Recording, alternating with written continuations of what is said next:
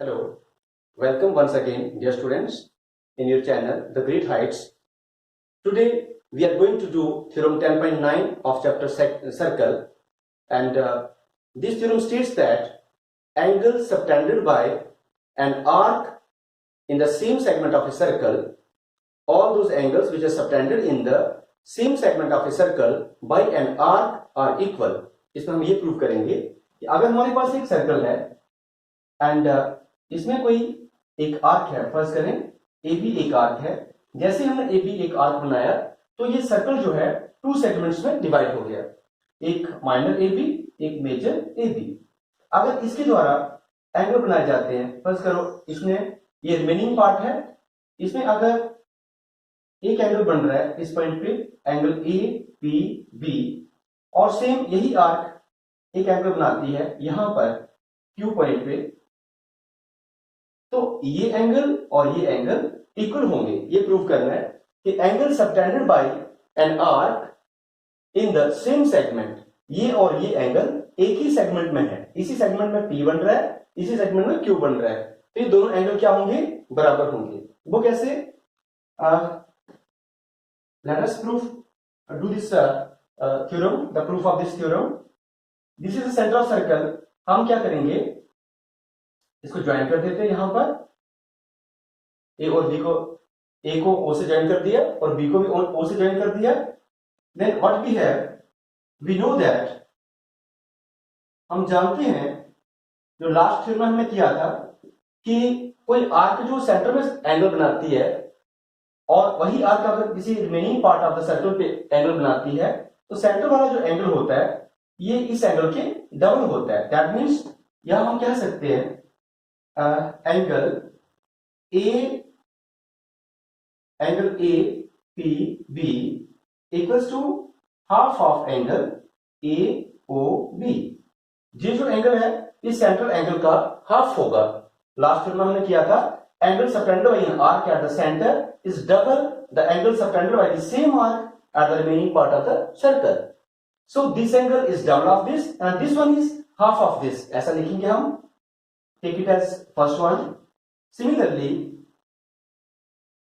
इसी तरह से हम इसके लिए भी लिख सकते हैं कि एंगल ए क्यू बी, ये जो angle A Q B angle है ये ए बी आर्क बना रही है remaining part of the circle पे, और ए ओ बी के जो सेंटर में एंगल बन रहा है this is half of angle AOB, ये इसके हाफ है। Let us name it as equation number 2। तो फर्स्ट और सेकंड हमें क्या बता रही है कि जो एंगल APB है वो हाफ ऑफ AOB है, और जो एंगल AQB है वो भी हाफ ऑफ AOB है।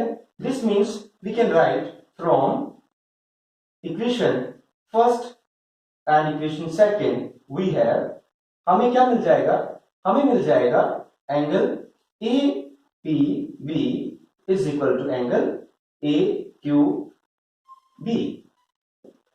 So this was to be proved. ये चीज हमें प्रूव करनी थी। और बाकी जब भी हम थ्योरम लिखेंगे अपनी आंसर शीट में, जब अपने टीचर को चेक करवाएंगे तो उसमें हमें गिवन लिखना है, थ्योरम का गिवन लिखना होता है कि what we are given a circle and there is an arc, O is the center of the circle and P and Q are 2 points on the remaining part of the circle, and so thereby after writing the given we have to write what is to be proved. हमें prove क्या करना है, हमें prove करना है कि जो angle APB है that is equals to angle AQB। अगर P और Q दोनों ही रिमेनिंग पार्ट ऑफ सर्कल पे दो पॉइंट लाई करते हैं तो हमें एंगल APB एंगल AQB के इक्वल प्रूव करना है। So this was to be proved, hence the proof. Okay, dear students, now we will do theorem 10.10. इस theorem में क्या पूछा गया हमसे, that if a line segment joining any 2 points, suppose these are 2 points, if a line segment joining 2 points subtend equal angles at 2 points, a line segment joining 2 points subtend equal angles at 2 points जो दो point है वो इस line segment के एक ही तरफ है, या इस तरफ है या इस तरफ है।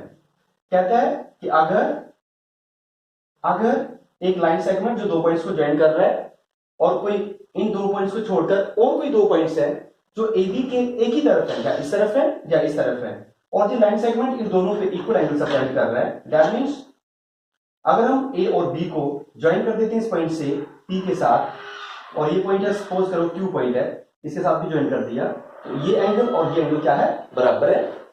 हमें दे रखा है कि एंगल, ये जो दो पॉइंट्स है P और Q, एंगल APB जो है वो इक्वल है एंगल AQB के। ये एंगल इसके इक्वल दे रखा है, दैट मींस लाइन सेगमेंट के एक ही तरफ दो पॉइंट्स हैं, और ये लाइन सेगमेंट अगर यहां से ज्वाइन कर दिया जाए तो ये दोनों ही एंगल्स क्या है, इक्वल एंगल्स हैं। तो हमें बताना है ऐसी कंडीशन में, ऐसी सिचुएशन में ये 4 के 4 पॉइंट्स एक ही सर्कल पे लाई करने चाहिए। दैट मींस ये 4 पॉइंट्स कौन साइक्लिक होने चाहिए या साइक्लिक होने चाहिए, एक ही पॉइंट पर लाई करने चाहिए। तो हमें ये प्रूफ करना है। सो इन द प्रूफ हम जानते हैं कि कोई भी तीन जो नॉन कोलिनियर पॉइंट्स हैं हम उनको एक सर्कल के ऊपर ला सकते हैं, हम उनको एक सर्कल के ऊपर दिखा सकते हैं। जैसे मान लीजिए A, B और P को हम एक ऐसा सर्कल ड्रा करते हैं जिसके ऊपर A, B और P हम ले आते हैं। हम ला सकते हैं कोई भी तीन नॉन कोलिनियर पॉइंट्स को हम एक सर्कल के ऊपर दिखा सकते हैं। वो कैसे कि किसी दो जो तीन साइडें हैं उनमें से दो साइड्स का परपेंडिकुलर बाइसेक्टर ड्रा करना है, जहां पे वो परपेंडिकुलर बाइसेक्टर मीट करता है उसको सेंटर मानते हुए, जैसे फर्ज करो कहीं भी वो मीट करता है उसे सेंटर मानते हुए हम किसी एक वर्टेक्स की तरफ चलेंगे और उसको रोटेट कर देंगे, फिर रेडियस को इस कंपास को रोटेट करेंगे तो वो सर्कल तीन पॉइंट्स में से पास कर सकता है ऑलवेज। लेकिन यहां वो कहता है कि अगर ये लाइन सेगमेंट यहां पर और यहां पर इक्वल एंगल ड्रा कर रहा है, बना रहा है, सबटेंड कर रहा है, तो फिर ये चारों के चारों पॉइंट्स उस सर्कल के ऊपर लाई करने चाहिए। चलो मैं ऐसे सोच लेता हूं कि suppose we draw a circle, there is a circle on which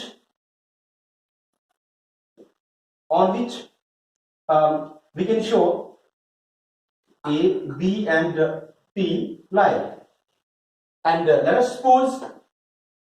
let us assume, ऐसा मान लेते हैं कि जो हम सर्कल A, B और P में से प्रोड्यूस करवाते हैं, इन इसमें से क्रॉस करवाते हैं या इन पॉइंट्स को सर्कल के ऊपर दिखाते हैं, तो वो सर्कल Q में से पास नहीं करता। एक सेकंड के लिए मान लेते हैं कि जो Q जो है उस सर्कल के ऊपर नहीं आता है।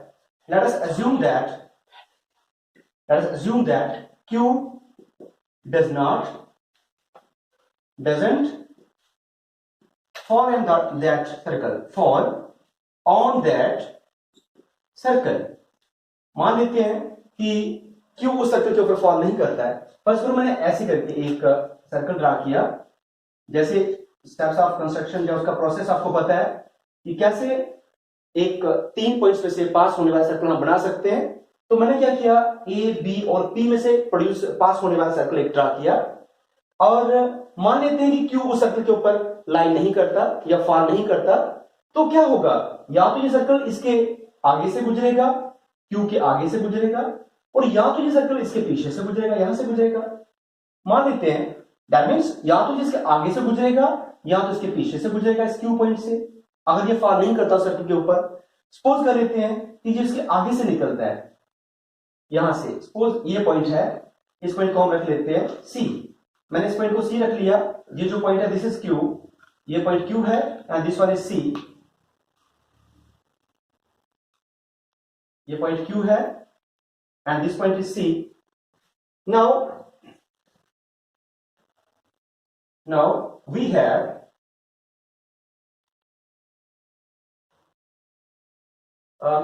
अगर मैं इसको ज्वाइन कर लेता हूं, इस C पॉइंट को ज्वाइन कर देता हूं, D के साथ ज्वाइन कर दिया। Now we have if BC is joined,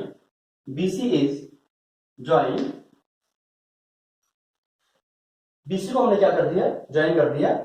सो क्या होगा हमारे पास, एंगल APB जो है APB is equal to angle ACB। ऐसा क्यों? क्योंकि अभी अभी हमने एक थ्योरम किया है जिसमें हमने पढ़ा, जिसमें हमने सीखा कि angles in the same segment are equal. तो उसके मुताबिक अगर P और C point remaining part of the circle के ऊपर है तो angle in the same segment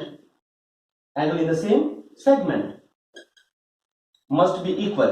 तो एंगल APB और एंगल ACB इक्वल होने चाहिए और हम इसको नाम दे देते हैं, सपोज जो हमें दे रखा है APB इक्वल टू AQB, ये तो हमें गिवन है, ऐसा तो हमें दिया गया है, इसको मैं रखता हूं second. So from first and second we have, हमें क्या मिल जाएगा? हमें मिल जाएगा कि एंगल AQB जो है, angle AQB equals to angle ACB। तो जो AQB जो है वो ACB के इक्वल है from equation number 1 and equation number 2। ये हमें चीज बन गई। तो अब देखिए कि Q और C एक ही लाइन के ऊपर 2 पॉइंट्स है, तो ये जो इक्वालिटी है कि AQB और ACB दोनों इक्वल है, ये एक ही सिचुएशन में पॉसिबल हो सकता है। ये तभी हो सकता है जब Q और C क्या करें? कोइंसाइड करें। इसका क्लियर कट यही मीनिंग है।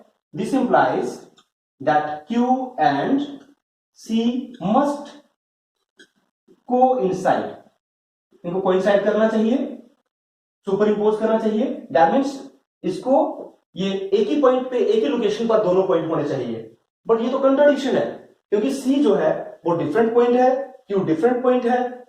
लेकिन अगर इस सिचुएशन को होल्ड करना है कि अगर AQB को ACB के बराबर होना है तो Q और C को लाई करना पड़ेगा ऊपर नीचे। दैट मीन्स कोइंसिडेंट पॉइंट्स होने चाहिए दोनों, and so Q and C must coincide, and this is a contradiction. This is a contradiction. तो ये तो contradiction है to the fact that Q and C are distinct points. ये तो distinct points है, different points है। अगर ये different points है तो फिर हमने सपोज किया, तो फिर हमारी जो सपोजिशन है वो रॉन्ग है। That means our supposition is wrong, जिसमें हमने कहा था कि जो सर्कल इन A, B और P में से पास कर रहा है वो Q में से पास नहीं कर रहा, हमने ऐसा सपोज कर लिया था। तो दैट मीन्स हमारी कंट्राडिक्शन गलत है और हमें कहना चाहिए कि जो सर्कल है वो Q में से भी पास करता है। This contradicts the fact that the Q and C are distinct, hence. और हमारी जो ये कंट्राडिक्शन है ये क्यों आई है? हेंस, और जो हमने एज्यूम किया था, एजम्पशन जो हमने मान लिया था कि सर्कल Q में से पास नहीं करता, एजम्पशन इज रॉन्ग। तो हमारा एजम्पशन जो है वो रॉन्ग होना चाहिए, एंड हेंस अगर हमारा एजम्पशन रॉन्ग होना चाहिए, हमारा एजम्पशन था सर्कल Q में से पास नहीं करता, दैट मीन्स वो रॉन्ग है, तो होना क्या चाहिए? हेंस सर्कल पासेस थ्रू, जो सर्कल A, B और P में से पास कर रहा है वो Q में से पास करेगा थ्रू Q आल्सो। तो वो सर्कल Q में से भी पास कर रहा है। दैट मीन्स अगर कोई लाइन सेगमेंट अपनी एक ही तरफ 2 पॉइंट्स पर इक्वल एंगल्स बनाता है, तब एक ऐसा सर्कल है जो इन चारों पॉइंट्स में से पास करता है। सिमिलरली अगर इंस्टेड ऑफ दिस पॉइंट अगर हम C को ले लेते हैं बिफोर Q, बिहाइंड Q, इस लाइन पर हम सोचते हैं कि सर्कल आगे से नहीं बल्कि Q के पीछे से पास कर गया, तो सेम सिचुएशन होगी, उसमें भी ऐसी ही कंट्राडिक्शन आएगी और then we will get that the circle is passing through this point. तो ये सेम ही सिचुएशन है दोनों के लिए।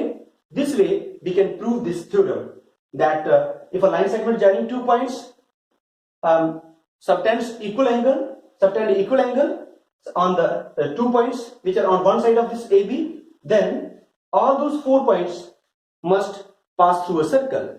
Thank you.